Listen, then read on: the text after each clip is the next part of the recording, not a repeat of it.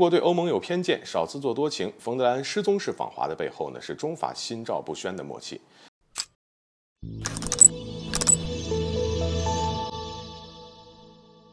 大家好，欢迎来到赵太阳观察室。前段时间马克龙的访华行程呢，无疑成为了网络上的一个热门的话题啊。我们看到呢，他去北京啊，飞广州，跟学生们亲切交流啊，还跟明星们友好互动。那似乎他走到哪儿呢，这热搜就跟到哪儿。但与此同时，有没有人注意到，来之前还高调宣称要对中国更大胆的冯德莱恩，怎么到了中国，反而就悄无声息了呢？甚至就连身为东道主的国内媒体发布的有关冯德莱恩的报道啊，都少得可怜。而国内对此倒是没什么反应，不过欧洲的反应还是挺大的。比如德国媒体就很不高兴啊，他们列举了冯德莱恩和马克龙在此次访华期间的经历，从各自受到的接待的规格，到参加的各项的活动，以及受媒体和民众关注程度等等方面呢，可以说是全方位的对比了一下。而最后得出了一个结论：冯德莱恩受到的待遇明显是不如马克龙的，实际上就是在暗示中国对欧盟存在偏见，而这一点让他们觉得非常不痛快。毕竟，虽然德法同为欧盟的领头羊，但二者呢也是有话语权之争的。结果舒尔茨去年访华，都没有享受到的待遇，这次却让马克龙享受到了。再加上冯德莱恩这个前德国防长、现欧盟主席，还在中国受到了冷遇，那四舍五入一下，不就是德国被中国冷遇了吗？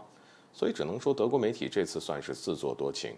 冯德莱恩这次失踪式访华的背后呢，可以说是对其本人出言不逊的一次敲打啊，也可以是说对美国长臂管辖的一次打脸，当然也可以理解为中法双方心照不宣的一种默契。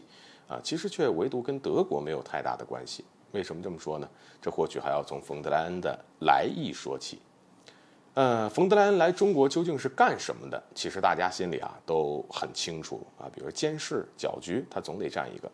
毕竟他身为知名的欧监，在很多决策上都将美国的利益是排在第一位，鼓吹中欧脱钩的口号，那也是他喊的最响。